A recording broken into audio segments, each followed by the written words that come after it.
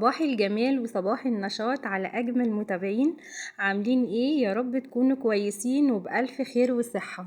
عايزة اقول لكم الصحيان بدري ده نعمة من ربنا. بيبقى عندك طاقة ونشاط وبتنجزي كل اللي وراكي بدري. وكمان لو عندك اي مشاوير بتعمليها بدري قبل الحر. لان الجو ربنا يرحمنا بقى صعب جدا. فما بقيناش نقدر نعمل حاجة ولا حتى ننزل نجيب طلباتنا.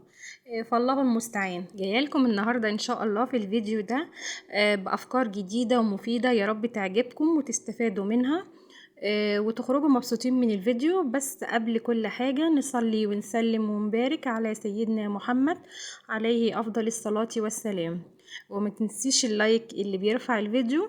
ولو اول مره تشوفيني، دي قناتي مامز تشانل. حطي اللايك واشتركي في القناه وفعلي زر الجرس علشان يوصلك كل جديد. قومي بقى واعملي اي مشروب عندك تفضليه علشان تصحصحي كده وتبدأي اليوم بتاعك وانت كلك نشاط وطاقة وتفاؤل. اول فكرة معايا في الفيديو هي فرشة السجاد اليدوي اللي ما بنقدرش نستغنى عنها في البيت، وخصوصا لو انت بتفضلي انك تغسلي السجاد في البيت عندك. زي كده انا بفضل ان انا اغسل السجاد بايدي انا في البيت، لانه طبعا بيبقى نظيف وافضل من بره. فهنبص نلاقي ان الفرشة دي بتغسل بصعوبة. بنلاقيها ناشفة، ما بتمشيش على السجاد كويس. بتتحرك بصعوبة. فانا جاية النهاردة اقولك على حاجة بسيطة جدا هتخليها تبقى سلسة معاكي وتغسل وتنظف كويس جدا. وعايزه اقولك انها ما بتاخدش وقت في غسيل السجاد، في ثواني بتكوني حاطه المسحوق بتاعك ودعكه السجاده ولماها وشطفاها. تعالي اقولك بقى هتعملي معاها ايه. ببساطه جدا هنجيب كيسين وسط زي اللي انت شايفاهم كده، موجودين عندنا طبعا في كل بيت. وهطبق الكيس بالشكل ده، وهاجي عند كل طرف وهربط كيس.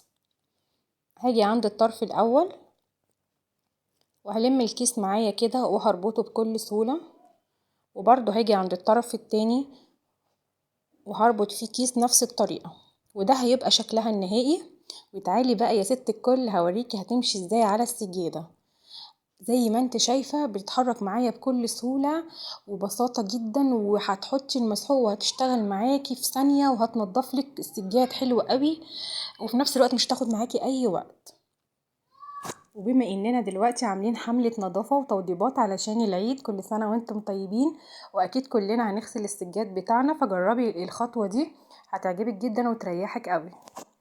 تاني فكرة معانا يا ست الكل وهي المكنسة الكهربائية اللي كلنا بنشتكي انها اثناء الاستخدام بتطلع روائح مش مستحبة، بتحسي كده بريحة كمكمة وتراب.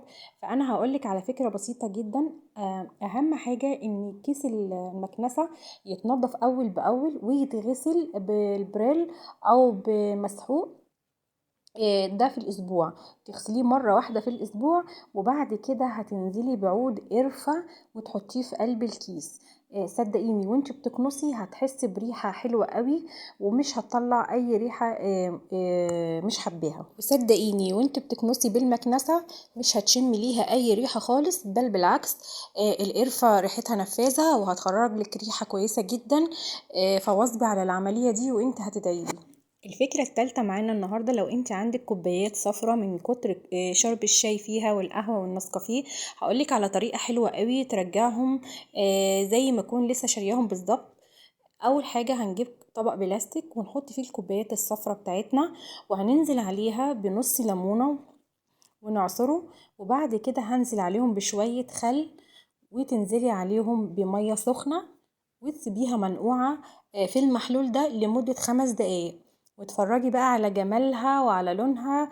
هتحسي ان انتي لسه شارياها دلوقتي حالا، وهينضفوا معاكي ويبقوا زي الفل. وكمان الليمون والخل بيعقمهم ويطهرهم. والفكرة الأساسية معانا النهاردة والأخيرة وهي فكرة الشماعة والمروحة.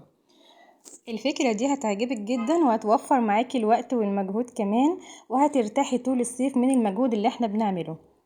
هتجيبي اي شماعة بلاستيك عادية عندك، وهتجيبي اي حاجة عندك تكون قديمة مخصصاها للتنظيف زي ما انت شايفة كده، وتبتدي تلفيها على الشماعة بالشكل ده.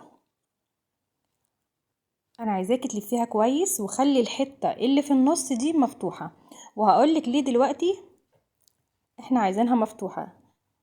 زي ما انت شايفة كده وهتجيبي اي يد خشب عندك وهتثبتيها على بداية الشماعة كده زي ما انت شايفة.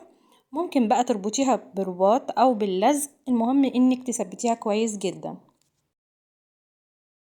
وده شكلها في الاخر. وتعالي بقى يا ست الكل على مروحة السقف وهقولك هنعمل ايه. بس اللايك حلو بقى منك كده لو ما عملتيش لسه اللايك، علشان انا واثقة انها هتعجبك قوي. عايزة اقولك كمان الفكرة دي حلوة قوي للستات الحامل اللي عايزة تنظف المروحة من غير ما تقف على حاجة عالية وخايفة على نفسها، او الستات كبار السن اللي برضو ما بيقدروش يطلعوا على اي سلم او كرسي علشان ينظفوا المروحة. كده بقى هتنضفيها وانتي واقفة في الارض من غير اي مجهود خالص. هتبليها بشوية مية وتمسحي كده ريشة ريشة وانتي واقفة مكانك على الارض. وهتكرري العملية دي بقى في اي وقت، هتعمليها براحتك. الطريقة دي عبقرية جدا في تنظيف مروحة السقف، جربيها وهتدعيلي ان شاء الله. يا رب يكون الفيديو عجبكم واستفدتوا منه. ما تنسوش اللايك والاشتراك والشير وعلوا زر الجرس وكومنت حلو كده جميل منكم يفرحني. مع السلامة.